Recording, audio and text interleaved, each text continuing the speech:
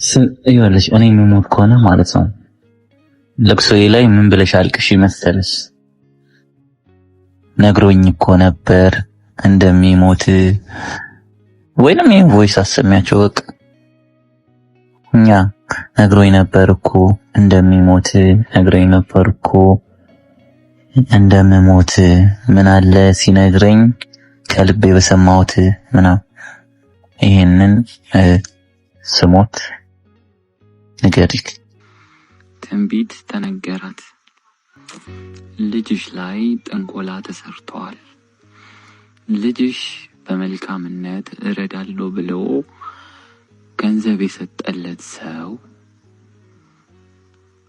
እሱ በሰጠለት ገንዘብ በዛው ገንዘብ ሄዶ አሰርቶበታል ተብሎ ተነገራት። የአቤኒን መታመም ተከትሎ ለእናት አንድ ትንቢት ተነገራቸው። ነገሩ እንዲህ ነው። አቤኒ ለአንድ ጓደኛው እንደተናገረው እናቴ አንድ ትንቢት ተነገራት ይላል።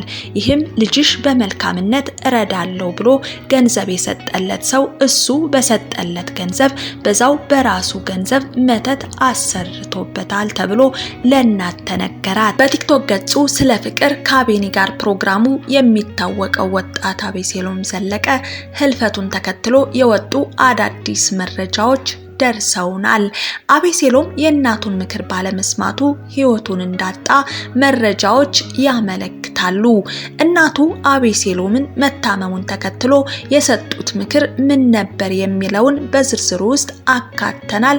እናደርሳሜው አብራችሁን ስትቆዩ የምናደርሳችሁ ይሆናል። ሰላም ጤና ይስጥልኝ ውድ ቤተሰቦቻችን እንደምን ቆያችሁልን? ይህ ውስጥ አዋቂ ቻናላችን ነው። በዚህ ቻናላችን ከላይ የሚታየውን ሳይሆን ውስጡን የሚካሄዱ እውነታዎችን መረጃዎችንና ትምህርቶችን የምናቀርብበት ቻናላችን ነው።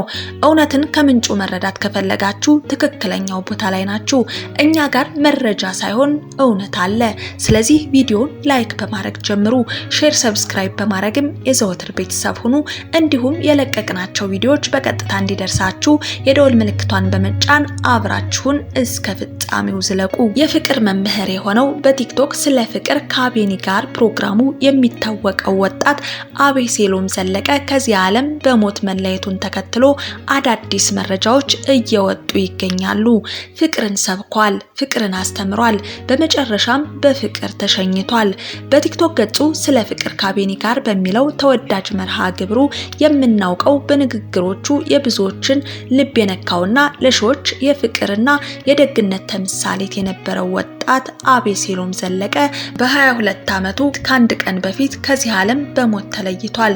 የአቤሴሎም የህይወት ጉዞ ባጭሩ ስናስቃኛችሁ አቤሴሎም በቲክቶክ ከግማሽ ሚሊዮን በላይ ተከታዮች የነበሩት ሲሆን በተለይም በወጣቶች ዘንድ ስለ ፍቅር መከባበር፣ ስለ ጤናማ የፍቅር ግንኙነትና ስለ ደግነት የሚያስተላልፋቸው መልእክቶች የብዙዎችን ህይወት የቀየሩም ነበሩ። ስለ ህልፈቱ የወጡ የቅርብ ምንጮች እንደገለጹት ከሆነ የአቤሴሎም ጤንነት በድንገት እየተቀየረ መጥቶ ነበር። ሰውነቱ በጣም እየወፈረ እያበጠ በመምጣቱ የጉበት በሽታ ሳይሆን አይቀርም በሚል ምርመራ ቢያደርግም ውጤቱ ግን ምንም አይነት የጉበት ህመም እንዳልነበረበት የሚያሳይ ነበር።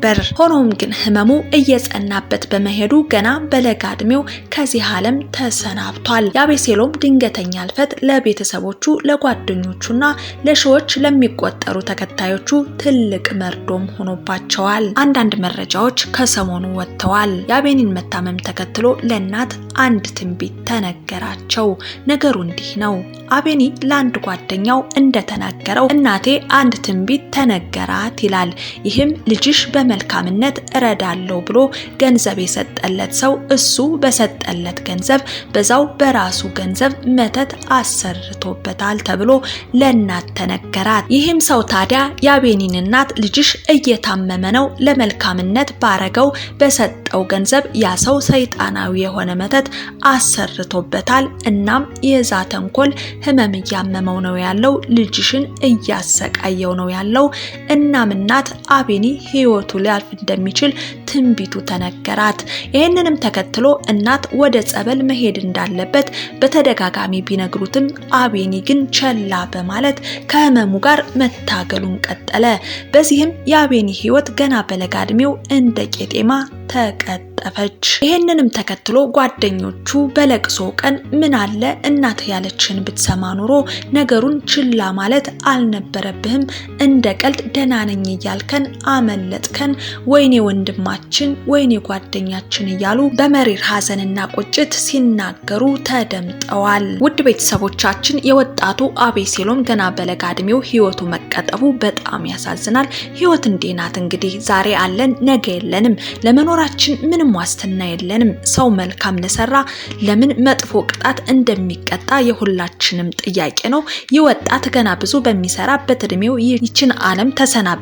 ለአንድ እናት ስንት መከራና ፈተና አይታ ያሳደገችው ልጇን በምትጦርበት ልጄ ደረሰልኝ እሰይ እፎይ በምትልበት ሰዓት የልጇን ማጣት መስማት ምን ያህል መራራ እውነት እንደሆነ አስቡት እስኪ።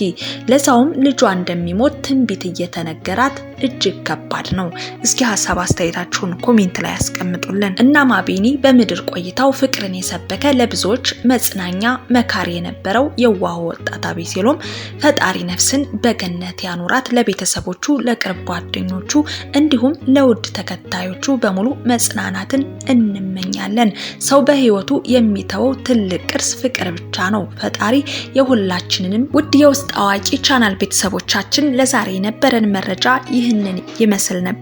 በሌላ በአዲስ መረጃና በአዲስ አቀራረብ እስከምንገናኝ ቪዲዮን ላይክ፣ ሼር፣ ሰብስክራይብ እንድታረጉ ላሳስባችሁ ወዳለሁ። የለቀቅናቸው ቪዲዮዎችን በቀጥታ እንዲደርሳችሁ የደወል ምልክቷን ተጫኑ። በያላችሁበት ሰላማችሁ እንዲበዛ እየተመኘው እዚህ ጋር በቃው። ቸር ቆዩን። ይኸውልሽ እኔ የምሞት ከሆነ ማለት ነው ለቅሶዬ ላይ ምን ብለሽ አልቅሽ መሰለሽ? ነግሮኝ እኮ ነበር እንደሚሞት ወይንም ይሄን ቮይስ አሰሚያቸው በቃ እኛ ነግሮኝ ነበር እኮ እንደሚሞት፣ ነግሮኝ ነበር እኮ እንደምሞት። ምን አለ ሲነግረኝ ከልቤ በሰማሁት ምናምን። ይሄንን ስሞት ንገሪክ። ማዘሬ ትንቢት ተነገራትና መጣች። ትንቢት ተነገራት። ልጅሽ ላይ ጥንቆላ ተሰርቷል። ልጅሽ በመልካምነት እረዳለሁ ብሎ ገንዘብ የሰጠለት ሰው እሱ በሰጠለት ገንዘብ በዛው ገንዘብ ሄዶ አሰርቶበታል ተብሎ ተነገራት።